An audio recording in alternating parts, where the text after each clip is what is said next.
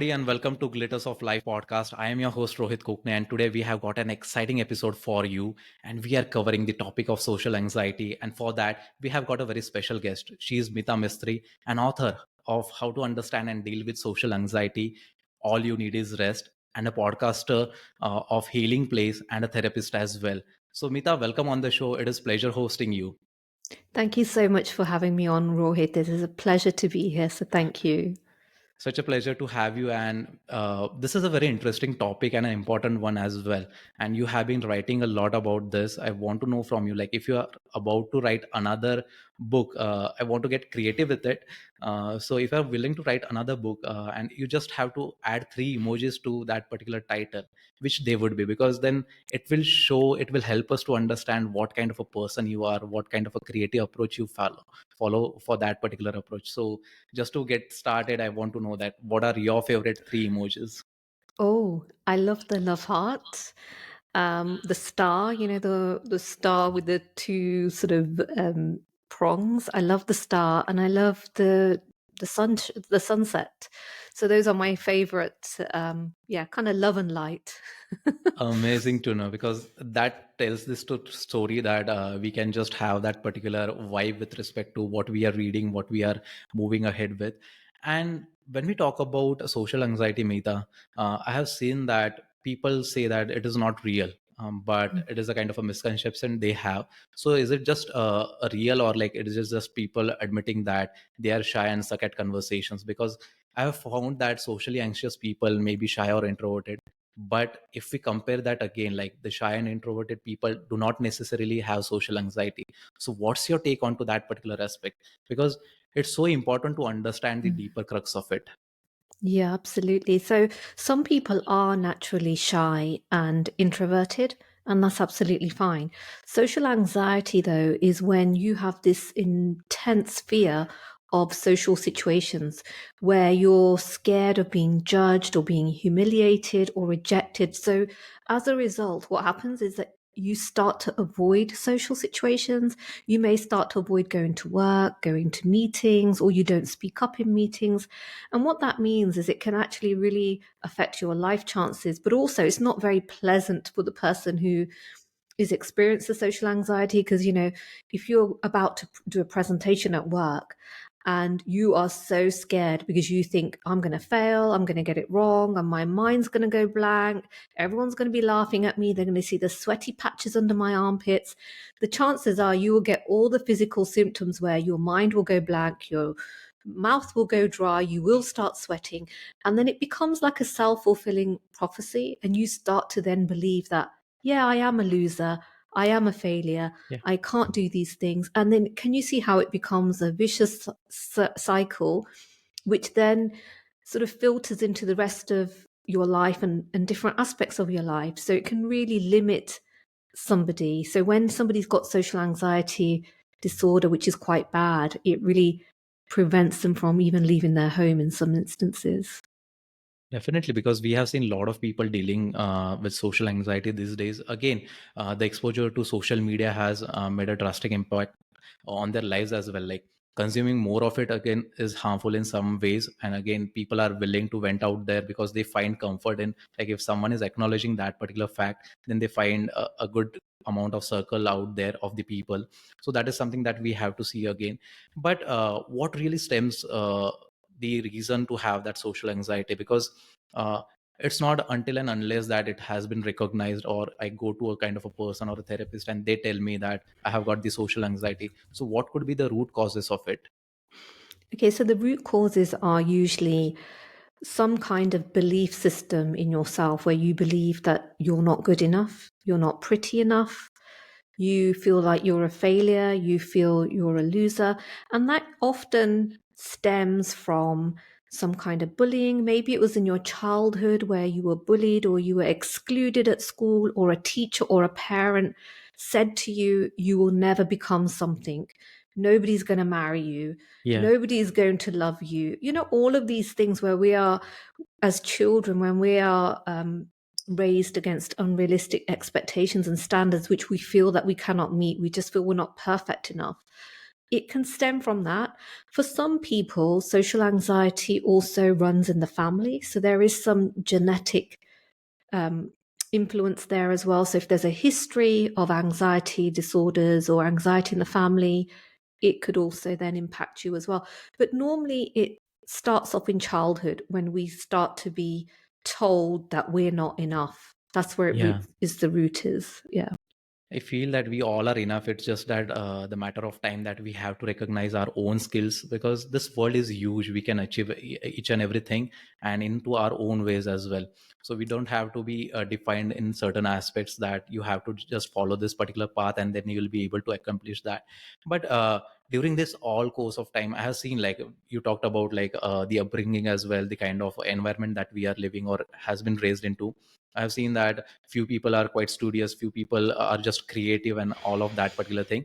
So it's more about like people start feeling that I need a kind of a interesting personality, so to not to be get linked with social anxiety as well. So if they lack interesting personality, it doesn't mean that they have got the social anxiety. So it's more about building that particular social confidence is what I have observed. So when we talk about the social confidence, how do you see to this particular aspect? Because once we develop that particular confidence, we are enough bold to take those steps, and that will help to get rid from that anxiety as well. So have you seen this into this context, that social confidence can help you to reduce that social anxiety? Yeah, absolutely. So, social confidence can really help your self esteem. So, people who have anxiety or social anxiety often have very low self esteem and low self worth. So, they Yeah. just believe that they actually believe fundamentally in themselves that they're just not good enough.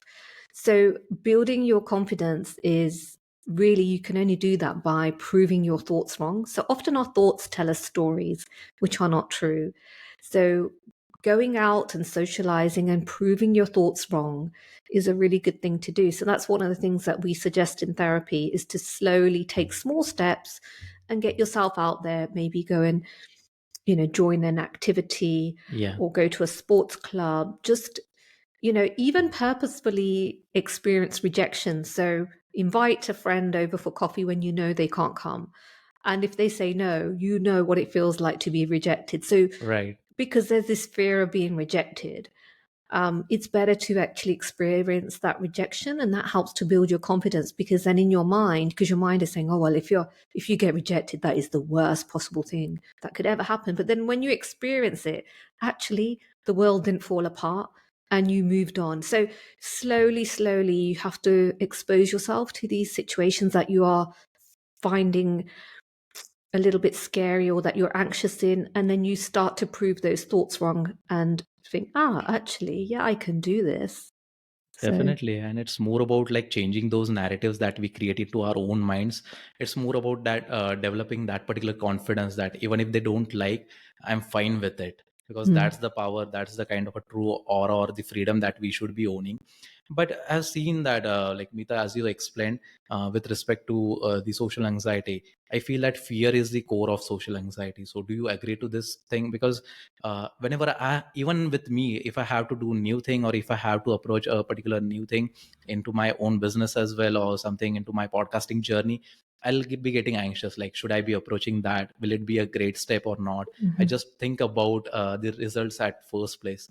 It's true that we don't have to think about the results in the first place, but then again, that is the kind of a thing, the calculated thing that we try to do. So it's the sense that something embarrassing, deficient, or flawed about us will become obvious, and we just go on telling that to everyone mm. that this may not work. So, how do you take that particular approach that fear can stem the social anxiety as well? Yeah, I mean, fear is a part of it. It's that fear of being rejected and humiliated and the fear of failure. But not all anxiety is bad. Actually, anxiety helps you to perform. So, a little bit of anxiety, a little bit of stress can be positive, because what that means is it means that you will do the job thoroughly, diligently. So a little bit of anxiety is okay. It's when it starts to snowball out of control and you don't have control over your thoughts or your feelings, and it's affecting your day-to-day existence, where it's impacting your relationships and just your ability to get out and about and do things, because it can be so exhausting. If your thoughts are going all the time, that's exhausting. But a little bit of anxiety is okay, as long as you know, well, actually, it's normal to feel a little bit anxious before you do Yeah. something new. Because, yes, your brain wants to protect you from any problems, and it wants to sort of preempt any problems and give you solutions. So a little bit's fine, as long as it's not overtaking your life and preventing you from living healthily and preventing you from sleeping, and it's causing burnout. So that's when it's not good. Right. We just have to set the right benchmarks as well. So, did you feel anxious when you started your own podcast as well? Oh God, of course I did. I still do. I'm 6 episodes in and I'm thinking, nobody's listening. No one's going to like it. Yeah, all these thoughts come up because that's normal. And then I take my own advice and say, don't be so ridiculous. That's just your thoughts. It's actually fine. So, yeah, that's a very normal human response. Exactly. And someone yesterday on Threads posted one kind of a post like how many episodes you have done with respect to your podcast. And I just counted my number of episodes. It was something around 130 plus or so. And I Wow. still felt that uh, I still get anxious. I still feel that I have a lot to improve. And then that is the kind of feeling that we usually get with respect to the anxiety. But again, it shouldn't be overpowering us. That is very Mm. important. So, when did this thought of writing a book on social anxiety came into your mind? What was the reason?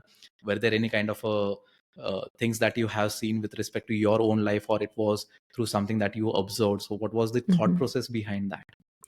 Okay, so I did actually experience social anxiety as a child.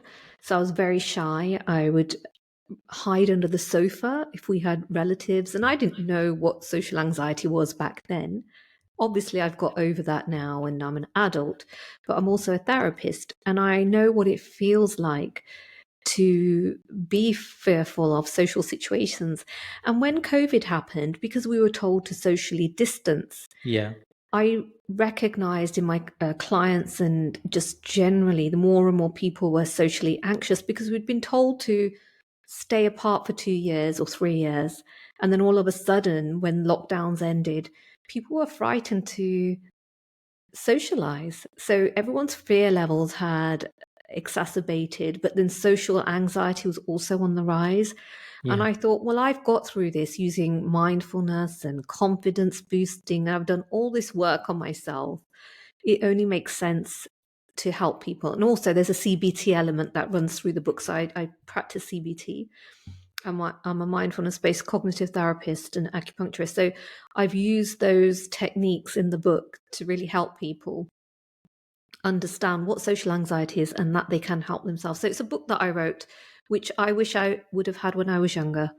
So, That is something a very truly a great experience. It's not great to experience that social anxiety, but then learning out of it, how to get out of it, and then share that with the people out there is something that one should always do, because it's quite a deeper topic. We take it very lightly, and we don't realize the impact that it may have onto our like adult life as well. So that is something that we have to understand.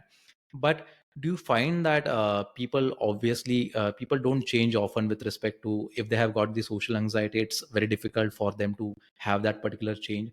I have read that like when I was doing research for this particular episode, I read many articles. I read a lot about social anxiety as well, and it did talk about like it is changeable thing, but how difficult it is to bring that particular change. it really depends on the individual. It depends on so many different factors, on what they have been through, what support they have around them at the moment, because resilience and being sort of healing happens in the context of having supportive relationships around you, whether that's a therapist or friend or people you can turn to, a support group. So, yes, it very much depends on the individual, but you do have to do some work, which means going inside, that journey within and doing some self development work and really challenging yourself to get out of your comfort zone. So, it really depends on how changeable it is, depends on the individual and some of the lifestyle factors around them, but also their willingness to do the work to change. That is something really important. Like we like, I would love to highlight that particular word, the willingness, because if we are willing enough, then we can bring that particular change. But again, we need that expert help as well, because it gets a lot easier. And I did read about a kind of a study where it showed that people with social anxiety tend to engage in a restrictive behavior, like the safety behaviors. Yeah. So that makes them more like less likable. So it's more about underdoing few things or overdoing few things. So how do we change that particular approach of not being that particular likable thing?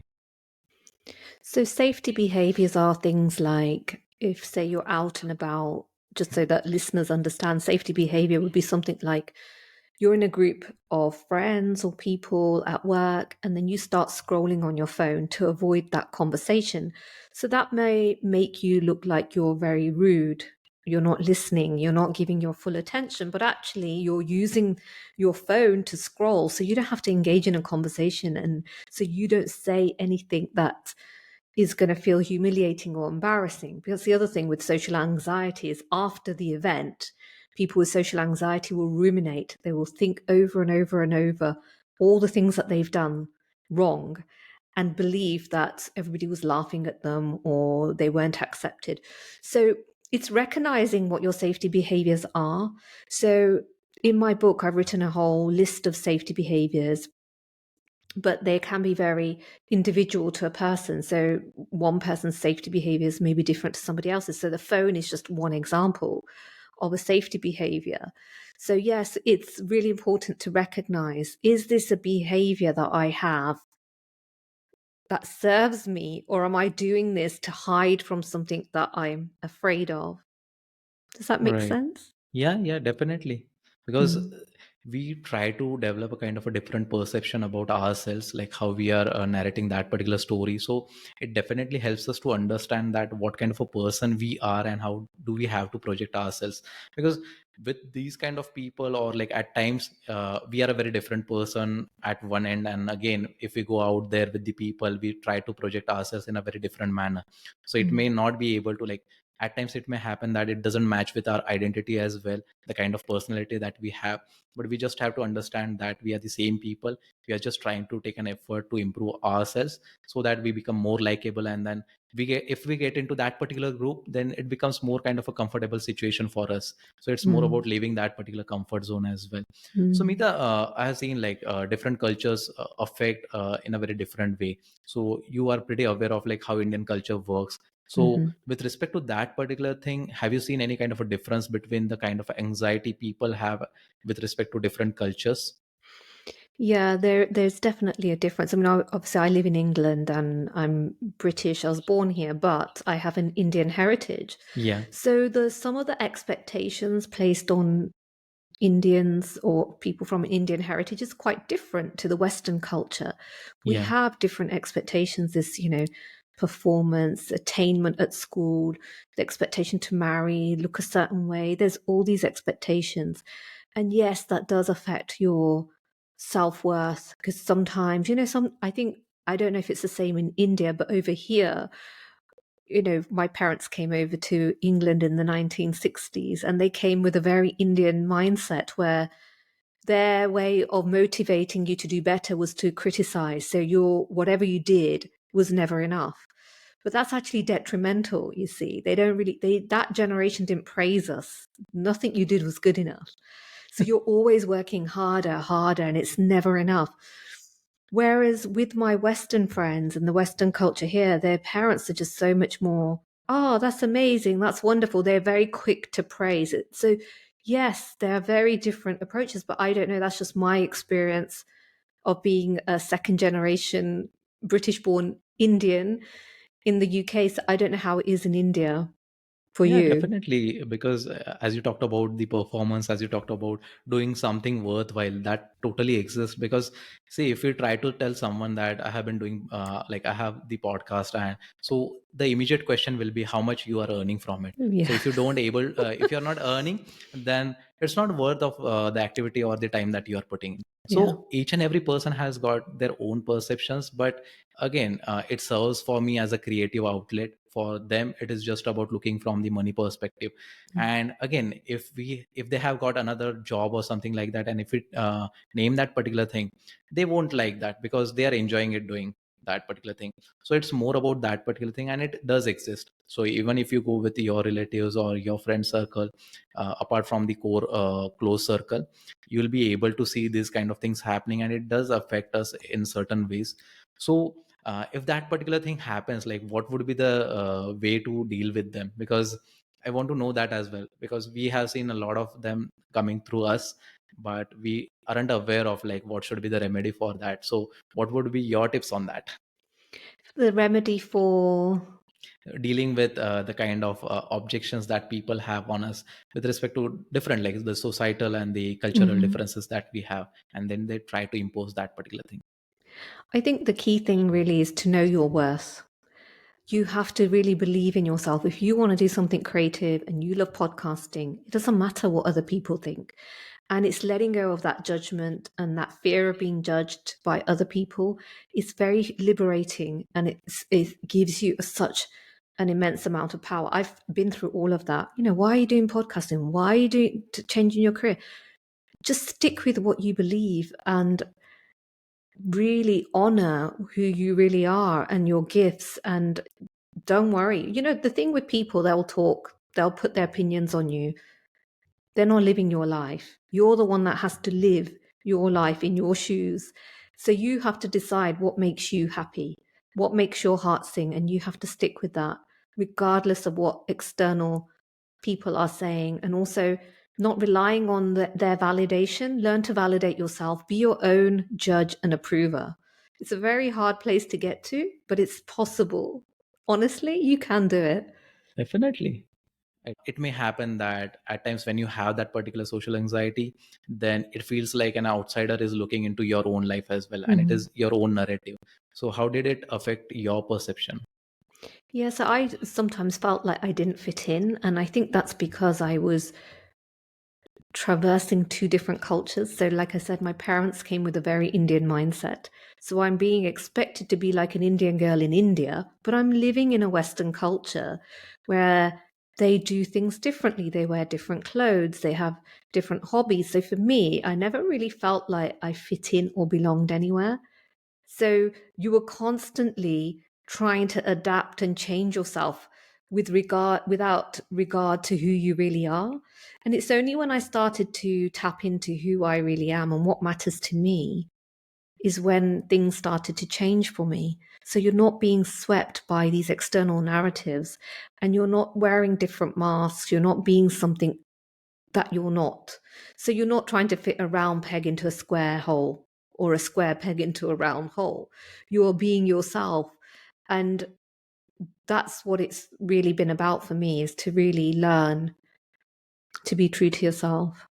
Yep. So were there any kind of actions that you took? So it's more about like you recognize that you know how you have to live your own life, but were there kind of restrictions to that as well? Like now you have been going on a different path that is not meant for you. So were there any kind of actions that you took and then still kept on doing that particular thing that got rid of you with respect to the social anxiety? Yeah, so I started to do meditation, and that really helped me go within and understand myself more. And for me, doing meditation felt really calm. It's where there was no external pressure, there was no chaos. And that's when I really started to understand who I am and what I'm about. And that's where I started to draw on my own inner strength. So I think for me, mindfulness and meditation has been a really big thing.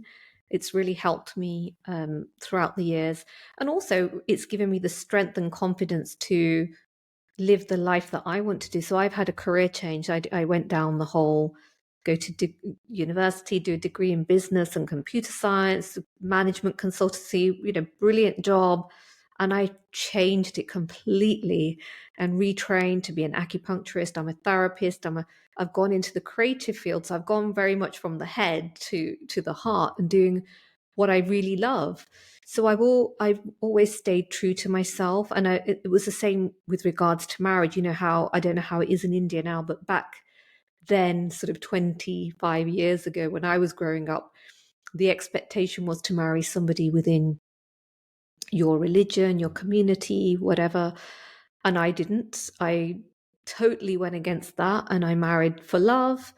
And so I've just 100% stayed true to who I am.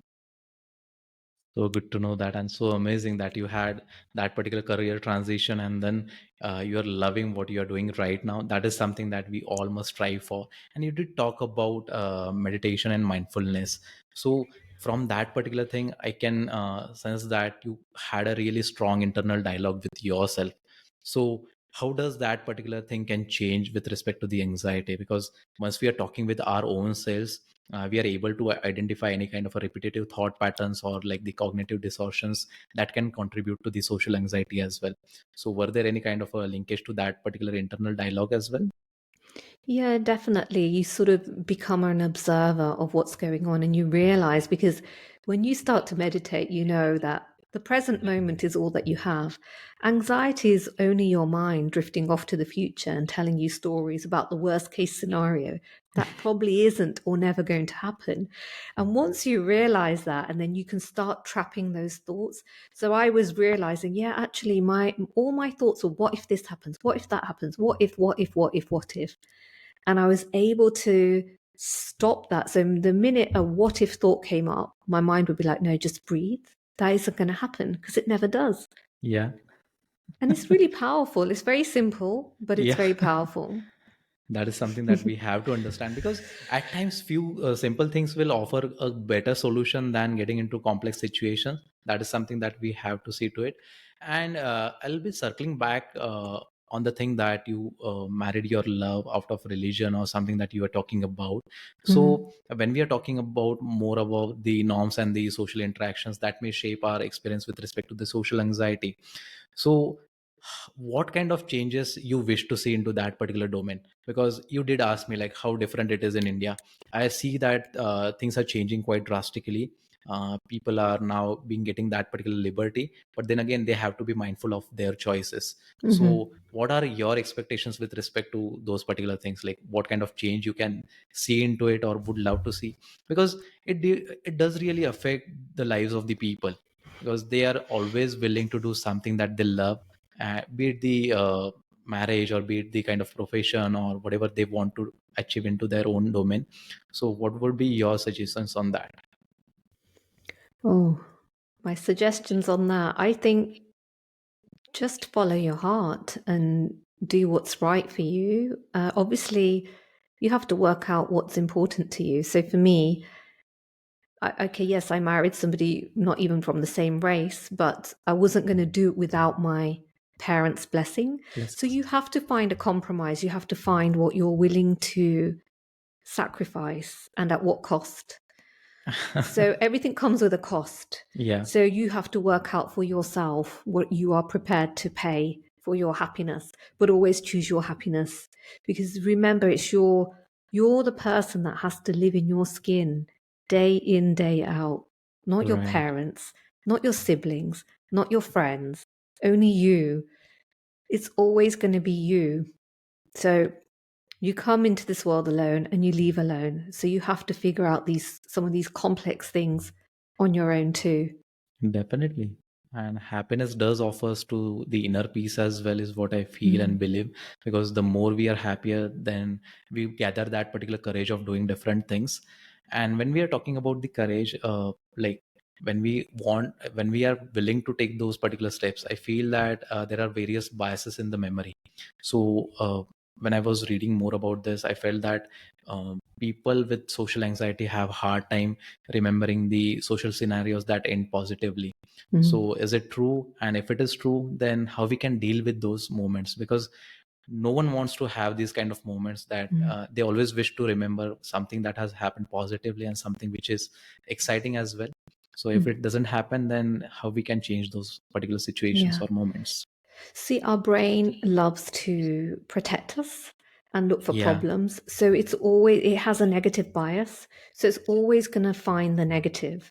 So even if you've had positive social experiences, your brain is not going to remember that. It's going to remember that one little negative comment that somebody made over the 50 compliments that you received.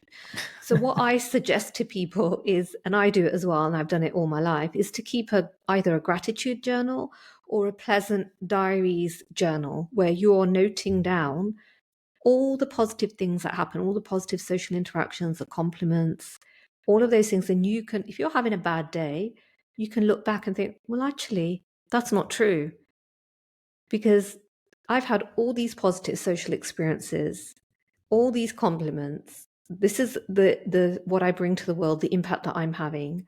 So this one little mistake or this one negative person is, you can't let that one person, that one negative comment ruin everything. So yeah, it's about keeping it in perspective, but our brain doesn't know how to do that. So a good way to do it is by journaling and writing it down. So then you have it in black and white. So I really strongly recommend anybody who's struggling to write down your positive experiences. And also what you can do is write down some of the negative ones and then scrunch it up on a piece of paper and throw them in the dustbin to say, I'm letting go of this. Because we find it hard to let go. We hold on to so much baggage, Yeah, which is not required. which is not needed. Yeah, and again, then I have to get into the practice of journaling. I have been told multiple times that it has got a great experience, and it just changes the way you think, the way you process your thoughts. So definitely, that is something on my mind. Maybe a kind of a 2024 resolution, but it's starting from February. That's fine. It's better late than never. Yep. So, Mita, we have been connected with this digital world more often. I'm really thankful to the internet because it wouldn't have been possible because of that. Like, if like this conversation is happening just because of that. So Yeah. it's more about how do you approach with the people. But again, it has impacted in a very different way, the negative way for a lot of people. So, how do you try to balance the relationship in the digital world and in the offline world? So, what has been your way of living? Mhm. Yeah, I have to have social media detox, and every single day I have tech-free time. So I'm very strict with my boundaries. I think it's so important to have boundaries. Otherwise, it's very easy to be scrolling on your phone, and before you know it, half an hour's gone. And the thing with scrolling on the phone is when you're on social media, our brain loves to do the comparison, and you think everyone else is having a wonderful life and you're not. And that's not true, because people only share their highlights anyway, mostly. So I would say I personally have really strict boundaries. So every single day, I don't have any social media or tech for a few hours. Meal times, there's no phones involved. I don't really use social media a lot. I use it because I have to, because of the work that I do. Personally, I don't really like social media, but I do like it. I have a love-hate relationship with it. I like it because it connects me with people like you. I think it can be a really powerful tool to share positivity and do good work. But like you say, there's also a darker side to it. So we have to manage it. And I think you just have to. I switch off notifications, so I don't have any push notifications on. Same here. My phone's on silent most of the time. So yeah, I'm a bit of a, yeah, I just don't contact me unless it's an emergency. That's something great to know. And again, we are available on emails. Yes. It's when people start to WhatsApp me, I'm thinking, oh, that's too close. Can we take this to email now? I only give WhatsApp to my very close friends and family. That is something that, in a way, we have to balance it. But Yeah. again, there is a disclaimer that you have to watch our podcast, our content in full, and then you have to log out Yes, from. absolutely.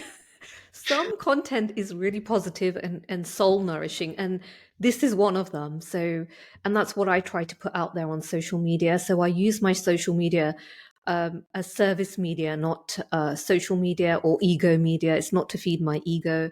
It's there to serve people. So Definitely. It's more yeah. about like how we are delivering that particular positive message out there. And we don't care about like how many people it is going out there. It is more Mm, about like in what way it will change their life, in what way mm, it will change their perception and thought process as well. So that is something, the agenda that we carry. And it is obviously good to have that kind of a balanced approach to it, because anything that we do overdo, it has got negative impacts as well. So I'm loving this conversation, Mita. It has been such Me an too. honor. And when we are talking more about this particular topic, social anxiety, it has got mental health implications as well.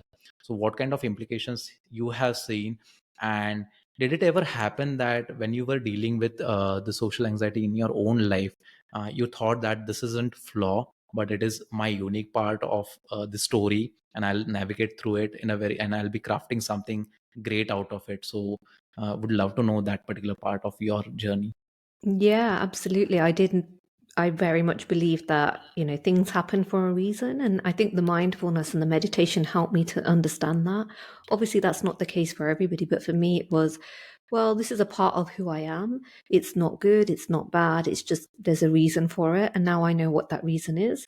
So it's led me to create a book and help people. I think in terms of its mental health impact, for me, social anxiety wasn't so severe. There's obviously a spectrum. So I wasn't on the sort of worst end of the spectrum. So for some people, they might need medication to help calm their nerves or antidepressants. I didn't have to go down that route, thankfully, but there's no shame if you have to. Um, so for me, yeah, I think it's really been a bit of a journey to understand myself better and to really help people as well and to give that hope that actually there is a way out. And yeah, just keep going and don't worry, but just talk to somebody as well. It's really important. When I was dealing with social anxiety, it wasn't a thing. Nobody Yeah, talked about mental health, and it would have been seen as, oh, you're weak. But actually, no, it's a strength to recognize it. It's the world is a different place now. We're a lot more aware of mental health issues, and there's a lot more support out there as well. So what all I would say is with something like social anxiety is a spectrum. Some people might just feel shy, some people might just be introverted, some people might be on the very sort of extreme end where they actually are so scared to leave the house. So it's just understanding how it sits with you and finding the right support and reaching out. The most important thing with anything like this or with any mental health issue is to recognize and be honest with yourself and say, you know what, this doesn't feel right. And I need to tell somebody and I just need some support and I'll get the help and I will get through it because there's though. always a solution. Yeah, there's always a solution. You just have to see that whichever fits best for you, you have to opt for that. But Mita, after having this discussion around this particular topic, is it possible to eliminate the root cause of social anxiety? That remains a question to be answered, because we may be trying different ways of getting dealing with it, or like mitigating its impact on our life. You have lived that particular life as well. I feel that you have totally eliminated that, but does it happen that it can come back again into that same format? And if that happens, like, is there a way out to eliminate the root cause of it? Yeah, definitely. You can get to the root cause of it, and the root cause requires working with a therapist, I would say. I mean, in my book, and actually, I've got a third book coming out in May, which is called the Social Anxiety Workbook, which is like a therapist that's with you. So we go through all the exercises that you would do if you were coming to see me. And you're really doing some deep inner work where you're reflecting on your values, your belief system, and we start to reframe them. So once you reframe your beliefs, so social anxiety has its roots deep, it's deeply rooted in your belief system. When you can, but it's very hard to get to that belief system Yeah, on your own. It requires a lot of deep work. Your belief system triggers your thoughts. You can't just necessarily stop those thoughts that come up. It's a process.